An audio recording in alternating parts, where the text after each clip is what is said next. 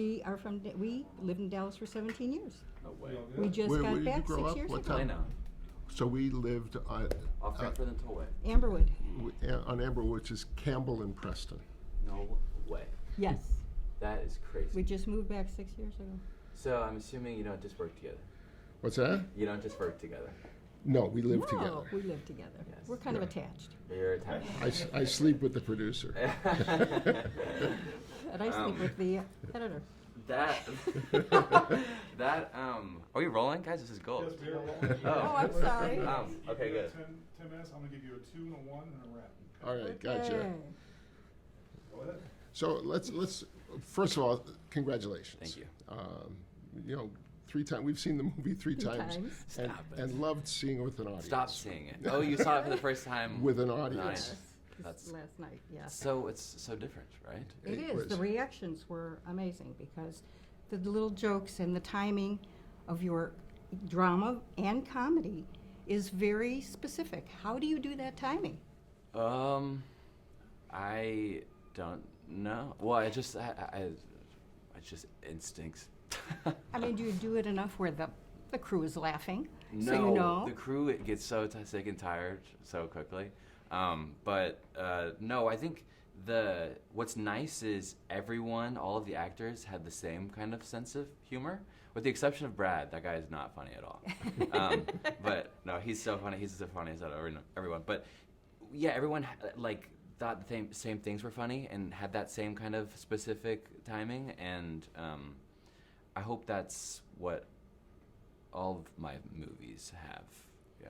Well, you said they all have the same sense of humor. How did you pick this cast, and when did you bond while you were shooting? Every day we bonded. I picked the cast because they're all my favorite actors, and I couldn't believe that they said yes.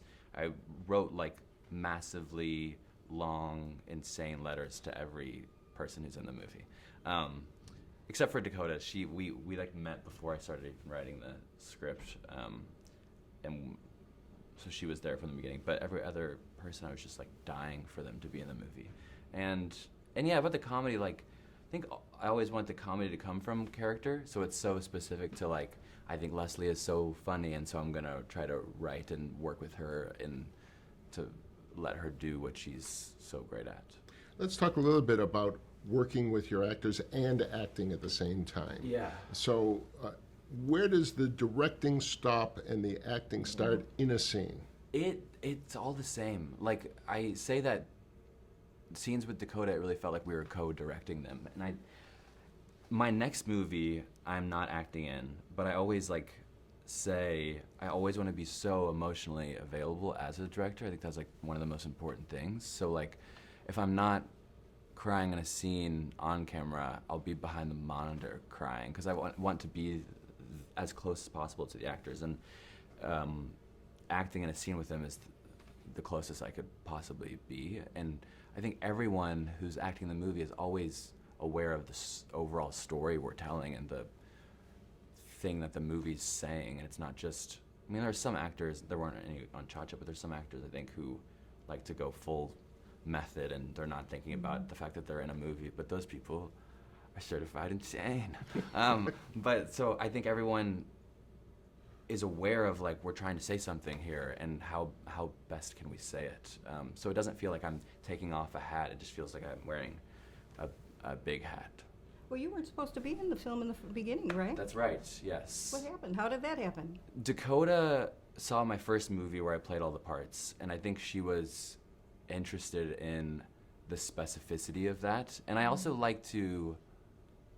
I found a way to be self-reflexive with the first movie, and then I think I would argue with her and say no, it needs to be this person.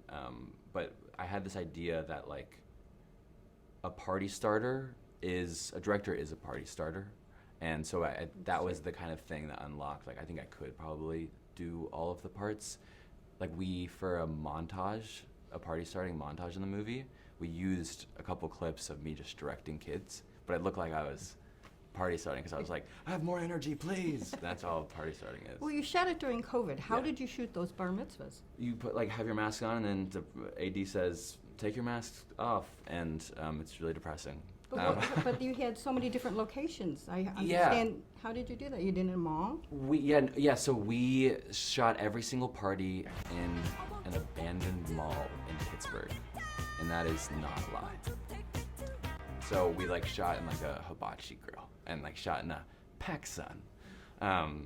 But the COVID aspect was challenging because it limited the number of extras we could have, and couldn't see anybody's like face. You move them around and change clothes and so on. and Oh so yeah, forth? yes. What was nice is the bar mitzvah party circuit it's always the same kids anyway, so we just reuse the same extras because they're the same with classmates. So you'll see the same kid over and over again at each party because he's one of the classmates. I will say there were a couple times when there was a scene where I'm working at Hope Loves a Friend, and that nonprofit, and one of the extras in that scene, I was like, I recognize you, and the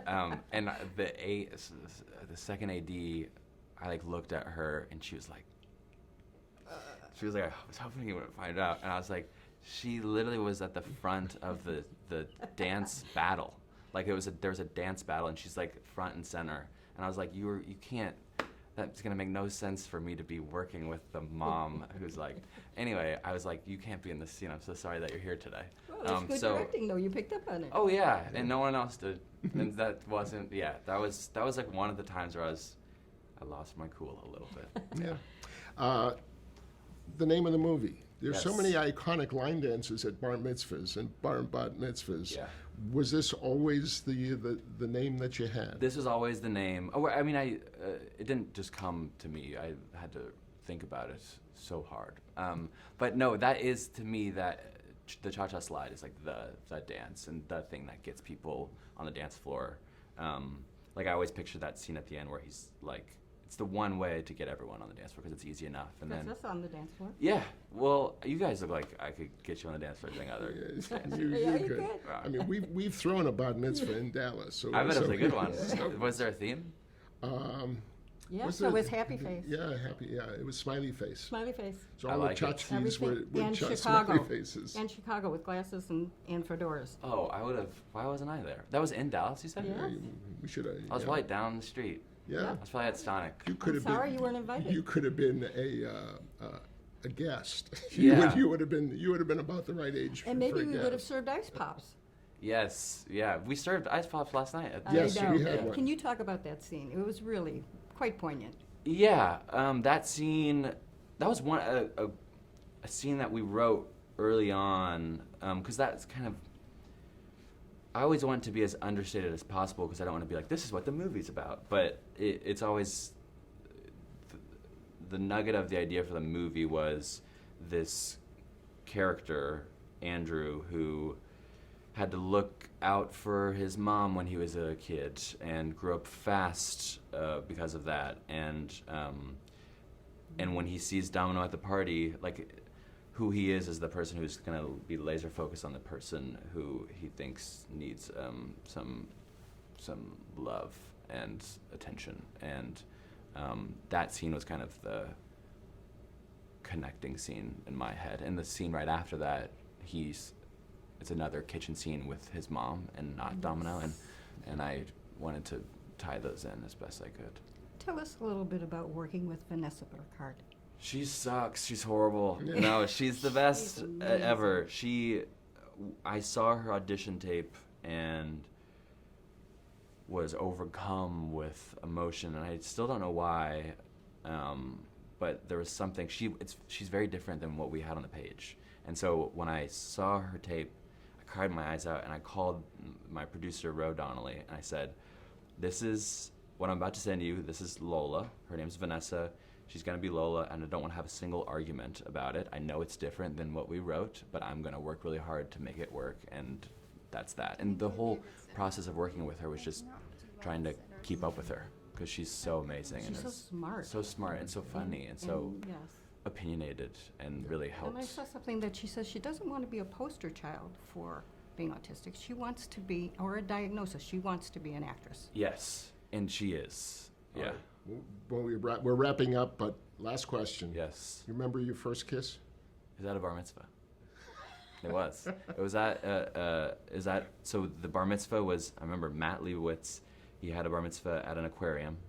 Oh, yeah. And Dallas I had Aquarium. Yeah, Yeah. yes. Yeah. Oh, wait, my Dallas people. So as you know, there's a penguin exhibit. And I thought it was a smart idea to say, hey, Jordan, who I had been dating for like 9 years and hadn't really talked too much, but I was like, hey, Jordan, do you want to go see the penguins? And she was like, okay. And I think she knew what was happening, so we walk out. It's the smelliest smell you've ever smelled, but I still planted one on her. And I'm sure she thought it was super romantic to have the kiss by all I the love smelly penguins. too. Yeah, they're cute. All right. They stink, but yeah. Thank you. I'm so sorry we're out of time, but thank you so much. Thank you guys so much. All right. I What a love you pleasure. guys. My Dallas people. Me too.